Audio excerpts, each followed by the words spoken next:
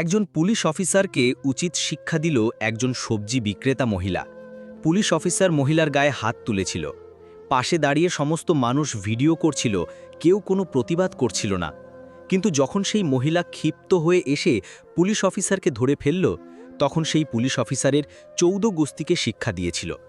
আমাদের আজকের এই ভিডিওটি খুবই অবাক করা একটি ভিডিও, যেটি ইন্টারনেটে ব্যাপকভাবে ভাইরাল হচ্ছে এবং এই ভিডিওটি সকলের মন কেড়েছে। তাই আমাদের আজকের এই শিক্ষণীয় ভিডিওটি না টেনে একেবারে শেষ পর্যন্ত দেখুন, কারণ পুলিশ অফিসারের শেষ পরিণতি এমন হয়েছিল যেটা দেখে আপনি অত্যন্ত অবাক হবেন। তাই ভিডিওটিতে লাইক দিয়ে আমাদের ইসলামিক নলেজ চ্যানেলটিকে সাবস্ক্রাইব করে রাখুন। সকালের ঠান্ডা হাওয়া শহরের অলিগলি দিয়ে বয়ে চলেছে। আকাশে ছিল হালকা মেঘের ছায়া। বৃদ্ধা হালিমা বেগম প্রতিদিনের মতো আজও মাথায় সবজি ভর্তি ঝুড়ি নিয়ে বাড়ি থেকে বের হয়েছেন। তার চোখে ছিল ক্লান্তির রেখা, তবে ভেতরে ছিল আশা। আজকের বিক্রি দিয়ে সংসারের খরচ যেন সামলে নেওয়া যায়।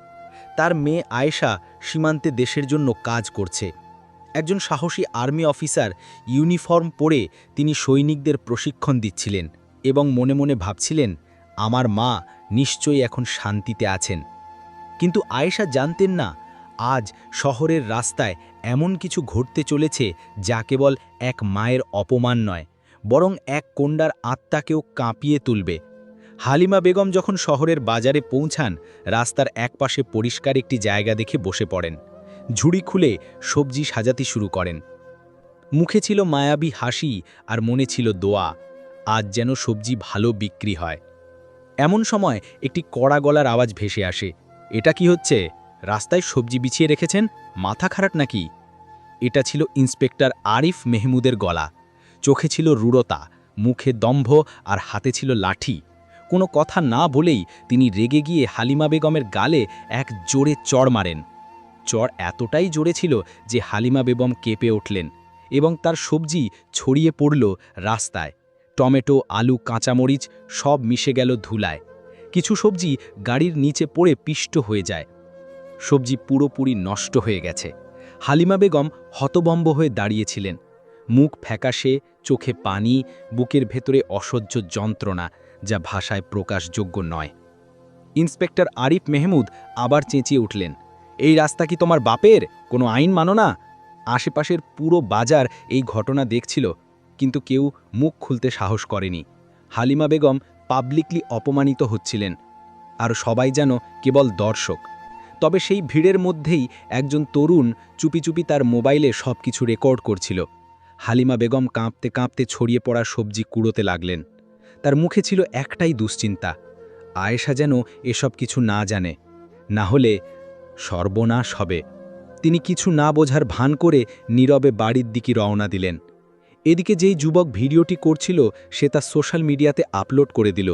ক্যাপশনে লেখা ছিল, 100 বৃদ্ধা সবজি বিক্রেতাকে বিনা কারণে মারল এক ইন্সপেক্টর। এটাই কি আমাদের দেশের ন্যায় বিচার? ভিডিওটি মুহূর্তেই ভাইরাল হয়ে যায়। লাখ লাখ ভিউ, হাজার হাজার শেয়ার, কোটি কোটি মানুষের হৃদয় ক্ষোভ। আর এই ভিডিওটি যখন পৌঁছায় আয়েশার মোবাইলে, তখন শুরু হয় এক লড়াই, ইজ্জতের, ন্যায়ের আর মায়ের জন্য। আয়েশা যখন ভিডিওটি দেখে তার মুখ শক্ত হয়ে যায়, চোখে জল চলে আসে।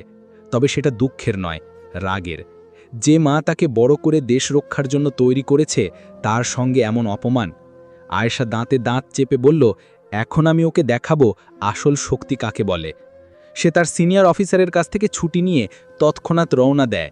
ইউনিফর্ম খুলে লাল রঙের সালোয়ার কামিজ পরে একটি বাসে চেপে বসে। বাসে তার সামনে এক মহিলা বসেছিল। মহিলার হাতে মোবাইলের স্ক্রিনে সেই একই ভিডিও। সে হঠাৎ আয়েশার দিকে তাকিয়ে জিজ্ঞাসা করল, বিটিয়া, এই যে ভিডিওতে যিনি আছেন উনি কি তোমার মা? আয়েশা মাথা নিচু করে চোখে ভেজা কণ্ঠে বলল, হ্যাঁ, উনি আমার মা।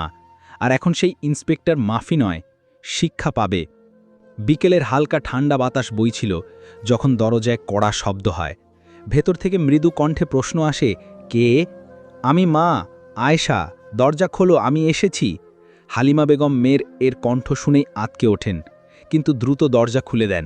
দরজার ওপাশে দাঁড়িয়ে থাকা মেয়েকে দেখে আর নিজেকে ধরে রাখতে পারেন না, চুপচাপ তাকে বুকে জড়িয়ে ধরেন।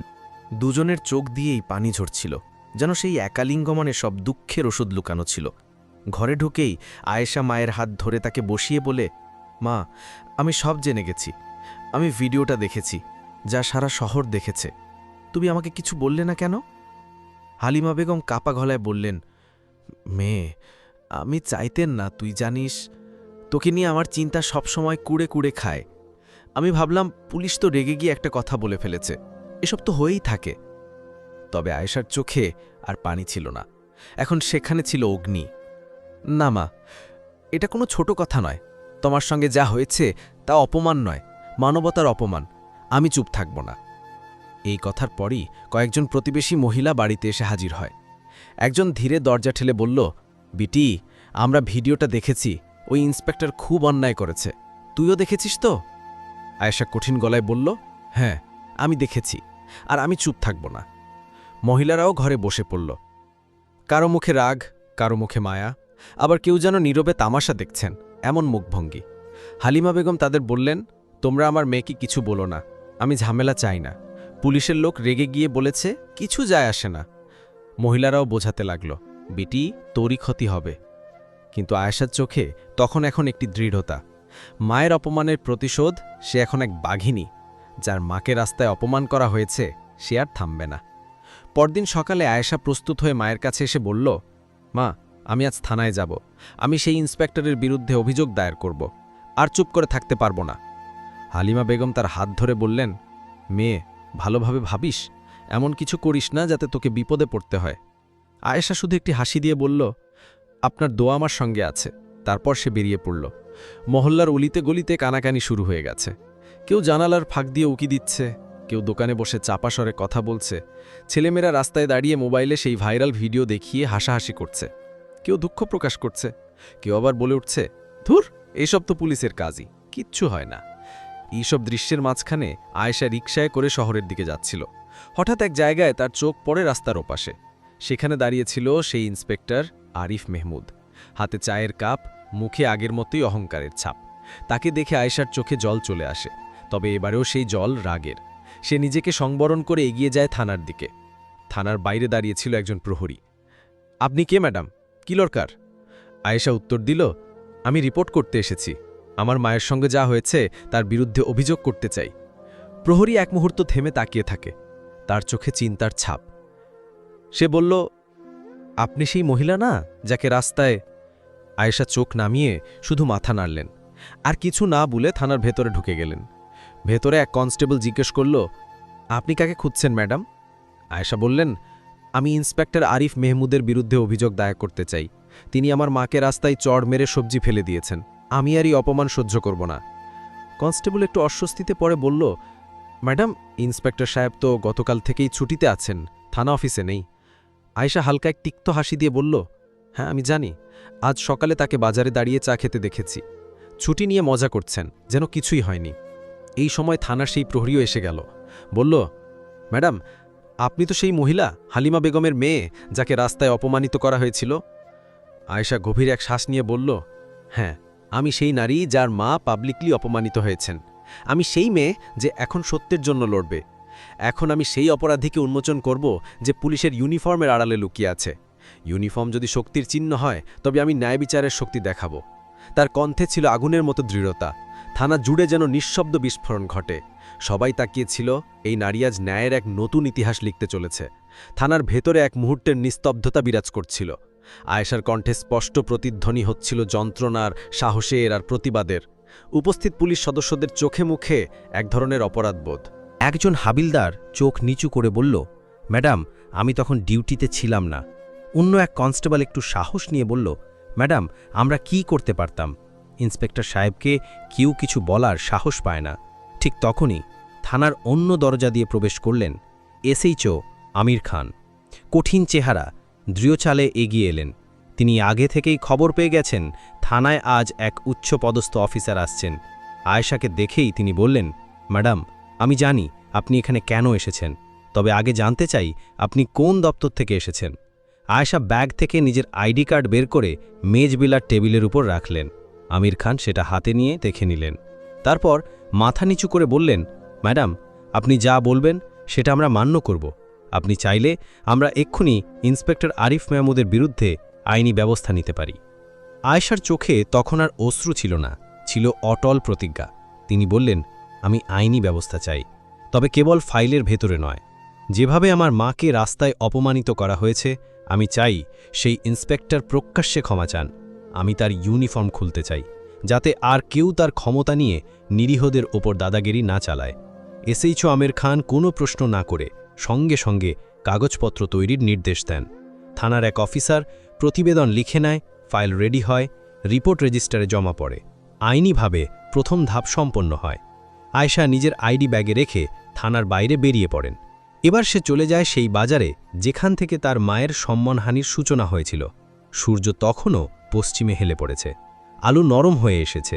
সেই পরিচিত বাজার, সেই রাস্তা, অথচ এখন যেন বাতাসেও একরকম অপরাধবোধের ঘ্রাণ আসছে। আয়েশা প্রতিটি দোকান, প্রতিটি মোড়ে কথা বলার চেষ্টা করে। আপনারা কি চক্ষুষ দেখেছেন ওই ঘটনা? আপনারা জানেন কেউ ভিডিওটা করেছিল? কেউ কি সাহস করে সাক্ষী দিতে পারেন? কিন্তু চারদিক কেবল চুপচাপ নীরবতা। কেউ চোখ সরিয়ে নেয়, কেউ বলে আমরা ছিলাম না, কেউ অজুহাত দেয়। আয়েশার হৃদয়ে এক হালকা হতাশার ঢেউ খেলে যায়।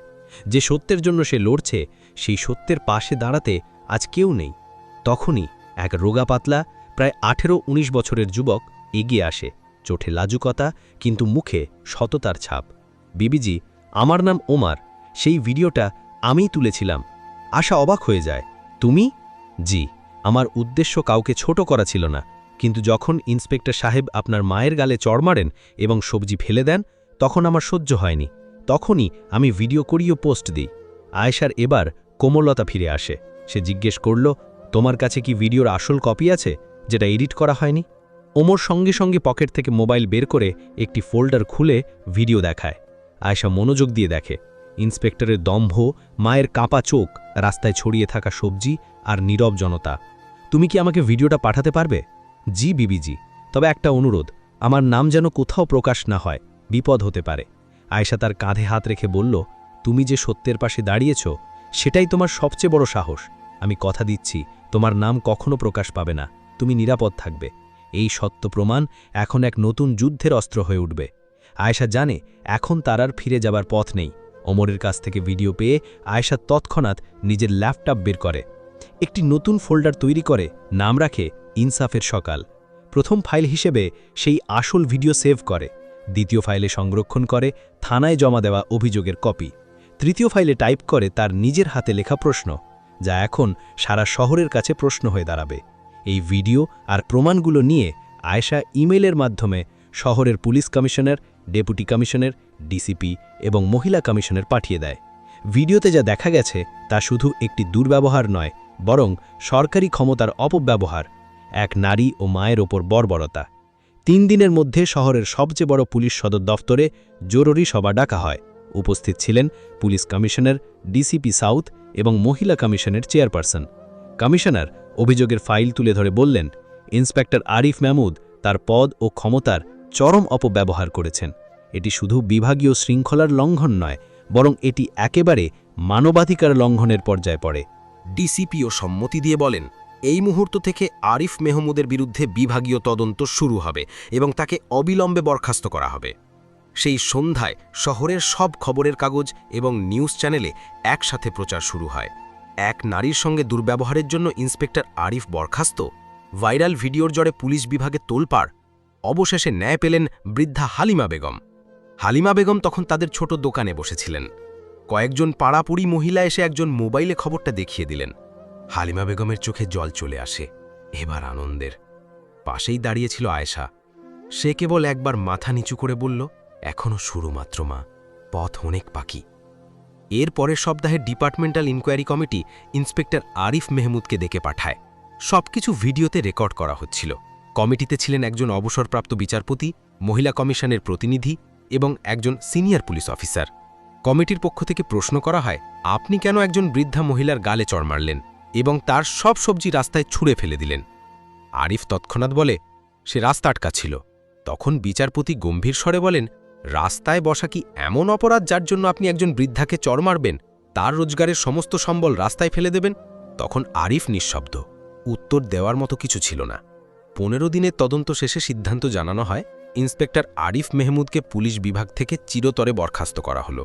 তার বিরুদ্ধে আইপিসি ৩২৩ শারীরিক নির্যাতন, ৫০৪ অপমান, ৫০৬ হুমকি এবং ৩৫৪ নারী মর্যাদার ক্ষতি ধারায় মামলা রুজু করা হয়েছে।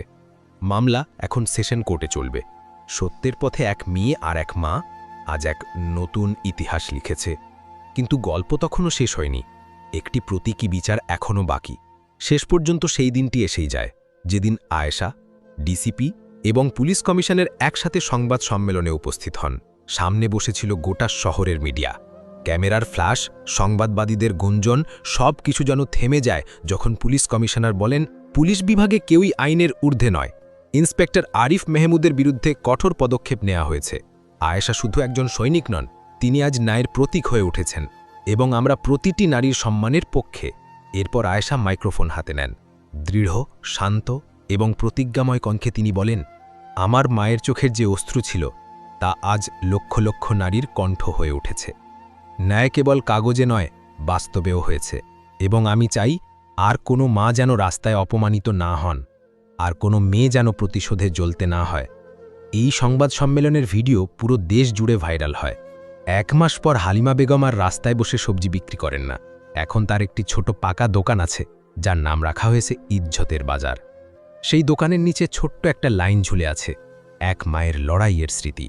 আর উমার, যে ছিল এক সাধারণ যুবক, আজ সে লোকাল এক মিডিয়া চ্যানেলের রিপোর্টার হয়ে উঠেছে। তার ক্যামেরায় এখন সত্য প্রকাশের অস্ত্র। আর আয়েশা, সে এখনও সেনাবাহিনীতে কর্মরত। দেশের সীমান্ত পাহারা দেয় ঠিকই, কিন্তু তার নামের পাশে এখন আরেকটা নতুন উপাধি লেখা থাকে, ন্যায়ের রক্ষক। এই গল্প শুধু এক মায়ের নয়, এই গল্প ১ লক্ষ মায়ের। এই গল্প শুধু এক মেয়ের নয়, এই গল্প সেই সকল কন্যাদের যারা অন্যায়ের সামনে মাথা নত করে না। বন্ধুরা, এই সত্য কাহিনী যদি আপনার হৃদয় স্পর্শ করে, তাহলে এটিকে ছড়িয়ে দিন, যেন প্রতিটি গলির মোড়ে, প্রতিটি শহরের কোণে এই বার্তাটা পৌঁছে যায়। ইনসাফ হয় যদি কেউ দাঁড়িয়ে যায় সাহসে, ভালোবাসায় আর বিশ্বাসে। এই ছিল আজকের ভিডিও। ভিডিওটি ভালো লাগলে লাইক দেবেন এবং চ্যানেলটি সাবস্ক্রাইব করবেন।